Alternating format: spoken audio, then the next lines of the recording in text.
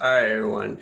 Jay Comedian made a post on his YouTube channel yesterday about calling out and saying and trying to appreciate the LGBT community in the XJW world, and about essentially them having to come out twice, which is all true. And Jay, being an ESFP, he has a very big heart. He definitely is always trying to be the moral person and always trying to teach others about morality and to teach others, how to be good. That's I appreciate about him in that case. And I just wanted to make a quick little video about what it's like to be an XJW who is gay, such as myself. For me, it hasn't been that rough of a ride. I've met a lot of good people. And I made a comment about finding common grounds in the gay community as an XJW. And there definitely is, because most gay people have some kind of, I'm not going to use the word horror story, but most people, it wasn't an easy transition to tell their parents and their family and their friends. There was always something there. I mean, the stories vary from, extreme and to kind of like, oh, mom's not okay with it, but she got over it quickly. And so finding, gay people that went through a similar story as me is not that hard to do, unfortunately.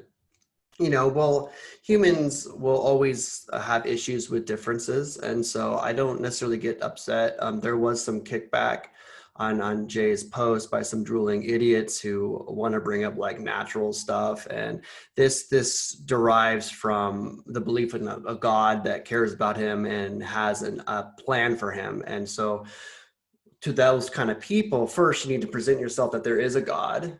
Okay, and then prove that exists. And then second, you need to prove that he cares about us and has a moral or an ethical compass that we're supposed to follow.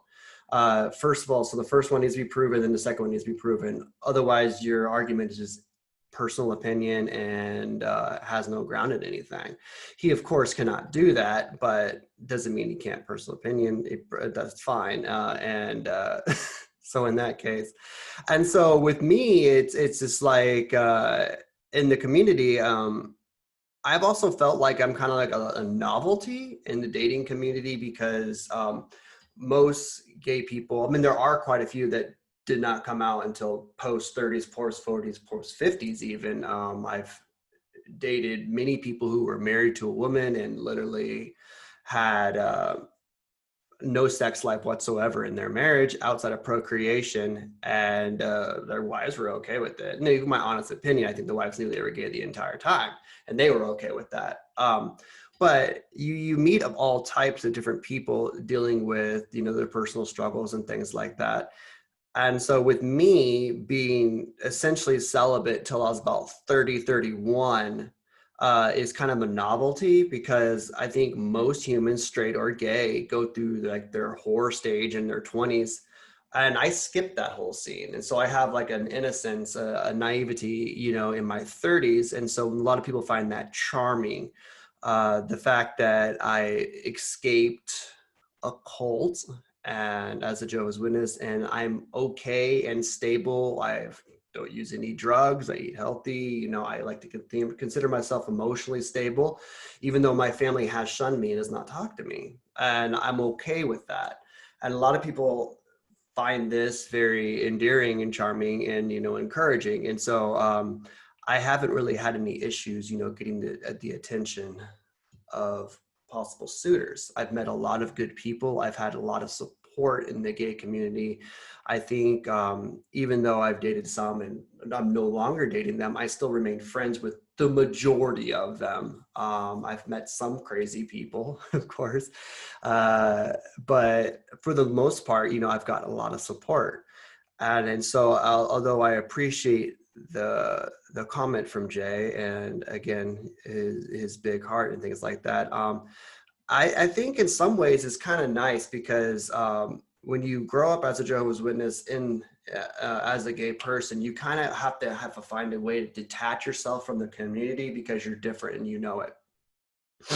And even if you do you think it's a sin and things like that, like I did, you kind of bury it and bury it and bury it. And you try to, because the Jehovah's Witnesses teach you that it's going to go away and you learned it, or it's a sin problem and things like this, these really absurd, idiotic things. Looking back, I have evidence, mental memories of what I've said and discussed. Clearly, I was born gay, and I've known this since I was at least 3. Granted, I was able to suppress most of my emotions and things like that. And so that's just kind of interesting to think about in that case. And so when you're detached from the main community of Jehovah's Witnesses, you kind of learn to live on your own to begin with. And so when you realize that the truth is not the truth and that it's all BS, or not your version of what the Bible is, if you want to stay Christian afterwards, which is another weird thing.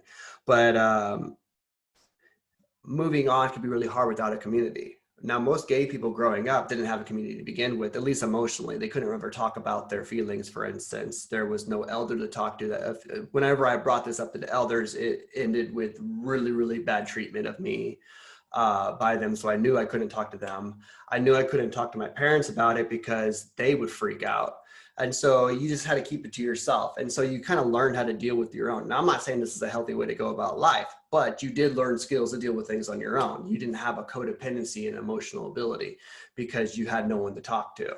I remember my first time being able to talk to somebody about this was coming out to my brother. I was about 28. I was still a witness. And believe it or not, he was very supportive of me. Granted, I was going to stay celibate. I was going to stay, serving God.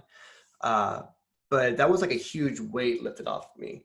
And so in the EXJW community, I see a lot of people really using the community as a crutch, and that's fine. But like I kind of used the community for a couple of months, and then I've kind of moved on, and I've like made other friends, and like a lot of what I see in the community is just so not necessary in my life anymore. And that's what's kind of happening. And so I don't know if this is coming from the toughness that I had to develop naturally being a Jehovah's Witness for 34 years, or has something to do with my personality. I'm not so sure, but I appreciate the compliments and things like that. There is some truth. You have to come out twice, because it's one thing to come out to your parents and say, I no longer want to be a Jehovah's Witness. Okay, you're going to get shunned. I don't want to I don't want no longer to be a Jehovah's Witness, and I'm also gay. The irritating part about that is they're going to say that you're no longer in the truth because you want to pursue a life of sin. And that's not true. That's an unfair bias that gets put on us. Even if I was to, get married, have a stable family life and things like that, that would not be good enough, because to a Jehovah's Witness, that's not really a marriage. And to a large majority of people, I think, or a large portion of people, I think, that's not considered a real marriage. Why this is, again, it comes back to being a minority, and there's a lot of conversations about minorities, and regardless whether it's about skin color, ethnicity, religion, minorities, or sexual minorities, or anything that's different, people are going to be worrisome and don't like it. And so, for instance, I teach for a Chinese company, and I know that gay people are very discriminated against in China. Now, no one would say China is a religious community. It's not by any means, but there definitely is discrimination. I would never let my parents know that I was gay. That would definitely affect what students would book with me and how much money I made and how popular I would be. And so I keep that. Every once in a while, kids will ask me, do you have any children? And being 36 without children in China is kind of like, well, you should at least have one, And even in American culture, people are like, well, why aren't you married at 36? Like, I remember even as I was a Jehovah's Witness, and people assumed, they didn't know I was a Jehovah's Witness, but they assumed that I was 31 and single. They were assuming I was living this whorish lifestyle of, debauchery and irresponsibility, and that was going on. So it's just funny about people in that case. And so in the EXJW community, there is support. I get most of my support not in the EXJW community. There is a lot of homophobia in there still, and there's definitely discrimination from, you'll see certain channels like, for instance, Mentally Diseased or myself, or now even Jay had people say, I'm subscribing to you because you're pro LGBTQ. And now granted, I have issues with the Rainbow Coalitions in many different ways. I don't like being lumped in altogether. But I understand why that's the case, why it is. I'm appreciative of what the movement has done for humanity and keeping, humans being treated as humans, and what people do in their bedroom really needs to be out of everyone else's business.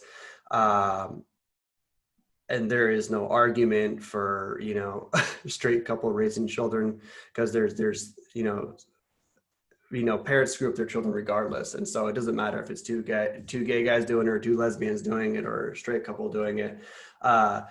If you can survive your upbringing, you're doing well. And so there is no such a thing as a perfect thing. There is no such thing as, universal morality. Is idiotic and absurd, because anybody who travels knows that this changes border to border, state to state, country to country, continent to continent.